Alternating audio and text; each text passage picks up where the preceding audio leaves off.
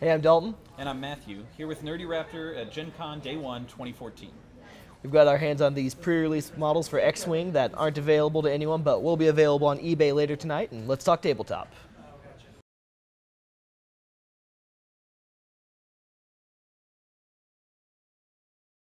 Alright, well first off we've got the muchly long-awaited Rebel Aces.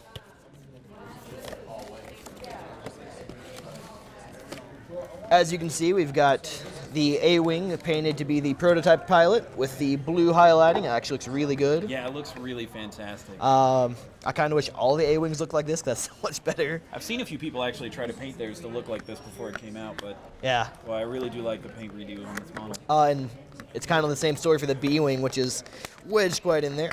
There we go. It's the Dagger Squadron, so it's got the maroon highlights. It's actually missing some of the paint spots you saw on the older one. But I don't know, I like it a lot better. The highlighting list looks fantastic. I haven't seen the modded B-Wing yet. It really does look good. So kind of keeping up the line of all the repaints looking way better than the actual ships. Then next in here, we've got, of course, I'll just open it from here.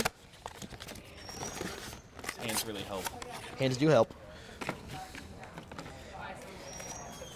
And like every X-Wing expansion, we've got a list of contents, as well as the dials on the back. They're nothing new. We've seen these ships before. As well as a mission, which is just called Jump to Subspace. It's about these ships escaping before the Imperials can destroy them. Very cool. However, the big thing, the #1 thing that's been kind of teased at for this ever since they announced Rebel Aces. Yeah, the reason I'm thinking about buying this as an Imperial player. Oh, I was going for chart and refit. I don't think... No, that won't work. Well, there's proton rockets, which of course is a missile slot and is range 1. Doesn't require you to spend any tokens and gets you up to 5 attack dice, which is insane. Nuts. And chart and refit. This card has a negative squad point cost, so you can't take missiles on A-Wings, which a lot of people don't do anyway, but suddenly your A-Wings are a lot cheaper and you're getting a lot more use out of them. Oh, these are fantastic. Oh, you've got the Kyle Katarn in here. Oh, man. Yeah. I'm mad at you guys for this. Makes me want to play Rebels. Now, I have here the VT-49 Decimator, a ship that they've slowly but surely given us more and more about on the internet. Well, they didn't even really slowly and surely. They kept like every... pretty much like last week, wasn't it? Yeah, well, I mean, like, for like weeks, they're like, oh, here's updates for the YT. That's so cool, that's so cool. Then the Decimator, they're like, wall of text. Well, everything. I've been really excited about this ship. It's the largest ship by far for the Empire. And, still no huge ship news, but as soon as we get it, you'll get it. It's not very heavy. Yeah, no huge ship news yet. I can't wait for that. A lot larger than the Lambda. Physically, just a very big model. And this comparison with these even. And the B-Wing's one of the larger fighter ships. It can even wear the A-Wing as a hat. Yeah, not the B-Wing. Not the B-Wing, no. Oh, there it goes. Yeah, it's gone forever. But this guy has some amazing upgrades with him. And the big thing I'm really excited about are the crewmates. There's been a whole bunch of stuff. As with the other one, this comes with a list of contents and a new mission called Interdiction? Interdiction. Words. It also includes some Imperial-only upgrades, which we haven't really seen too many of. Like, almost all of the upgrades in there are Imperial-only, which is very kind of cool. Yeah. As a Rebel player, it's a little bit upsetting, but we've been getting Rebel-only stuff for a very long time now, so I can't honestly complain. You probably will, though. The one I'm really excited about in here is Mara Jade. She gives you the ability to just throw out some stress tokens if you've got a crewmate slot. Of course, we have crewmate slots in both our large ships now and our Phantom, which I'm really excited about being able to get in there with this stuff. The Decimator's also got 3 crew slots, which is the most outside of any of the huge ships. So. Yes, it's insanity, and there's plenty of really good new crewmates in here. We've also got ion torpedoes, which are new as far as I know. They are. And a tactical jammer. There's just a lot of really great stuff in here, and a wonderful title that I think you're going to see a lot of people putting on the board. It's 2 points, and it's fantastic. All right, get that out of here. Yeah. Get the good ships out. I'm sorry. And the one I'm most excited for. So anybody who's played Shadows of the Empire knows Dash Rendar. They know the Outrider, and this is that ship. Well, it's one of the ones, kind of like the Falcon was the YT-1300. This is the YT-2400.